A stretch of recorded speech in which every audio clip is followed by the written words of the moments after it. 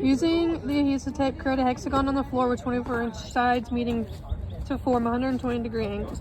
The test begins with the athlete standing in the middle of the hexagon. On an auditory signal, the athlete begins double leg hopping from the center of the hexagon over each side and back to the center, starting with the side directly in front of the athlete in a continuous clockwise sequence until all 6 sides are covered 3 times around the hexagon for a total of 18 jumps, and the athlete is again standing at the center. The athlete remains facing the same direction throughout the test. If the athlete lands on the side of the hexagon rather than over it, or loses balance and takes an extra step or changes the direction in which he or she is facing, the trial is stopped and restarted after the athlete is allowed time for full recovery. The best time of 3 trials is recorded to the nearest 0.1 second. 5-meter intervals around the running track. The initial speed of the test is set between 8 and 12 kilometers depending on the fitness level of the athlete. It is generally recommended the athlete starts at 10 kilometers per hour. The speed is then increased by 1 kilometer per hour every 2 minutes until the athlete cannot maintain the speed. The last speed maintained for at least 2 minutes is considered the speed associated with VO2 max or MAS.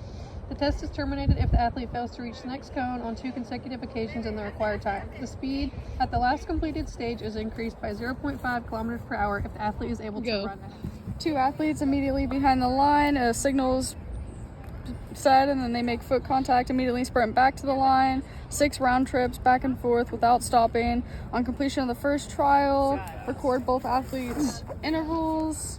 And after a rest period, the pair of athletes complete another interval, and their 2 averaged. The athletes performs a supine position with their knees at a right angle. The arms are at their sides, resting on the floor with the fingers touching a 4-inch long piece of matching tape.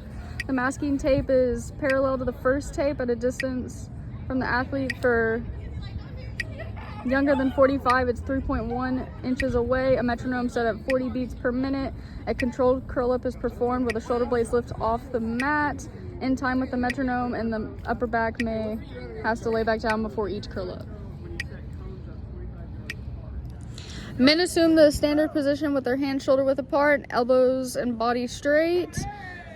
The push-up low position is when the arms are parallel to the ground and the male touches the recorder's fist, and then they come back up. Women start similar except with their knees on the ground with the contract with their knees flexed at a 90-degree angle. The low position is recommended that their body touch a foam roller on the ground. Cones, as shown in figure 13.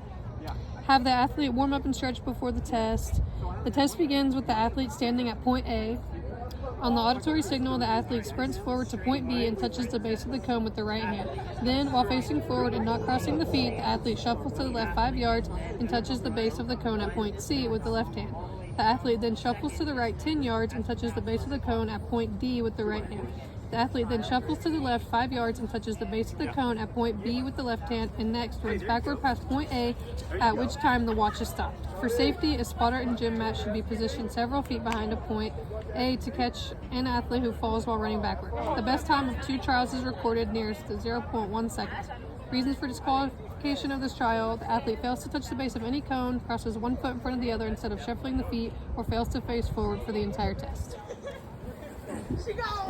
Go.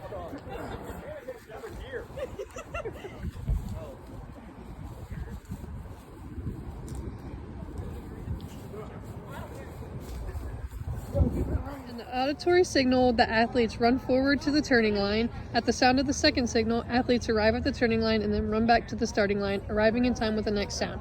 When the start marker is passed, the athletes jog toward the 5-meter mark, then turn back to the start line. At this point, the athletes stop and wait for the next sound.